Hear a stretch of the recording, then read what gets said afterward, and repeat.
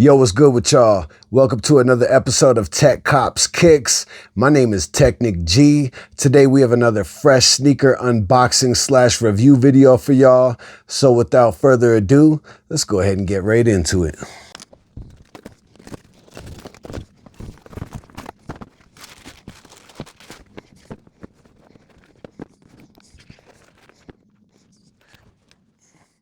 Today we're taking a look at the Nike Air Max 95 OG Big Bubble in the neon yellow colorway.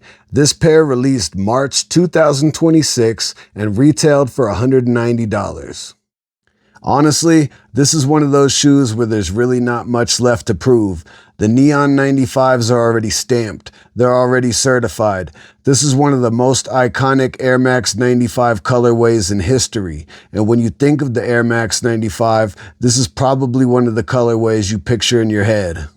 This colorway is simply legendary. It's one of those sneakers that go way beyond being just another retro. It really feels like it's a piece of Nike history. And every time that they re-release this pair, people pay attention because this is the one. This is the standard.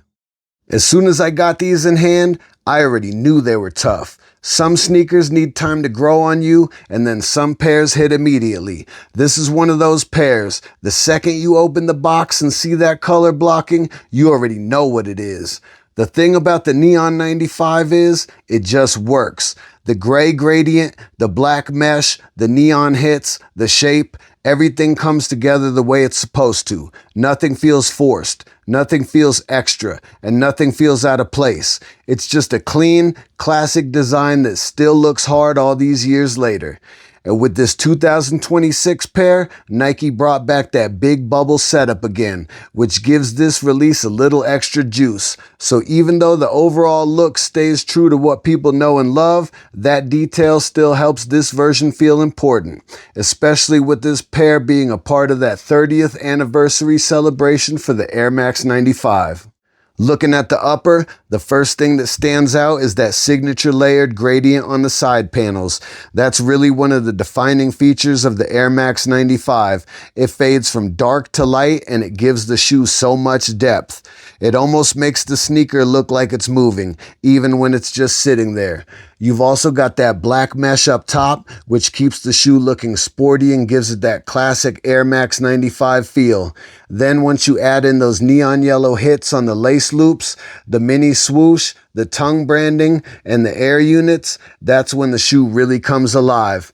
That's what makes this colorway so strong. The base of the shoe is mostly neutral, but those neon pops give it all the energy it needs. It's not overdone, but it's just enough to make the sneaker stand out instantly. And then, of course, the shape of the Air Max 95 is a huge part of why this shoe still gets so much love.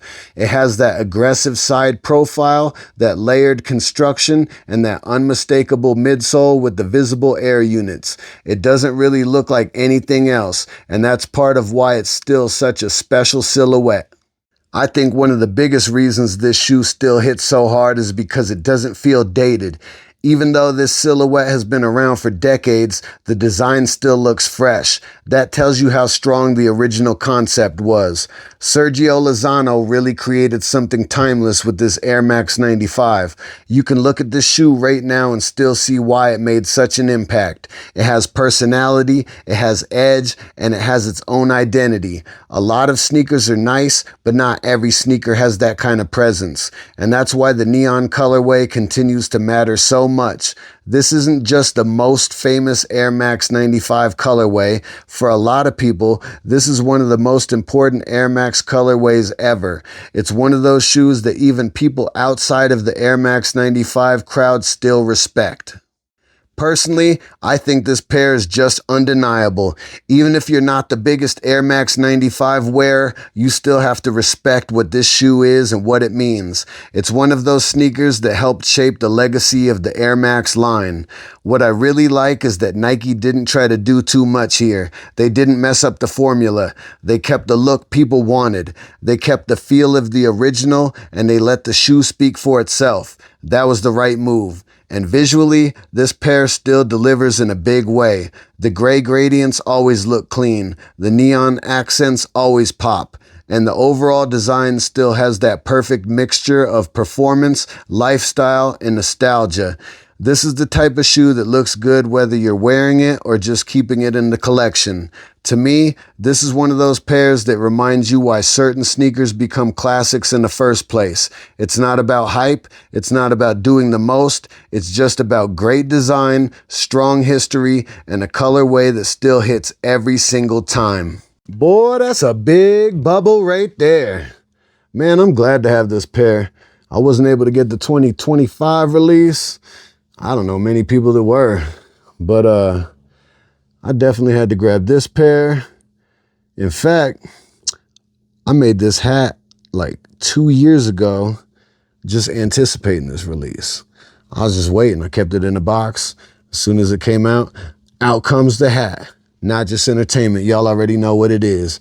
But anyway, Air Max 95 is a dope shoe in my opinion. It's one of the dopest Air Maxes ever made. I love this neon colorway. And yo, it speaks for itself. It's one of the most retro Nikes in history. What can I say about this that hasn't already been said before? That's pretty much all I got to say, really. I love this shoe, and I'm sure you do too. That's going to be it for today's video. Thanks for watching episode 18 of TEQCopsKicks. My name is Technic G. Make sure you thumbs up this video, subscribe to my channel, leave me a comment letting me know what you think about this iconic sneaker. Make sure you follow me on Instagram, Threads, X, Facebook. Check out my official website at TEQCopsKicks.com. Keep copping them kicks, y'all. Stay true to yourself. Much love. Peace.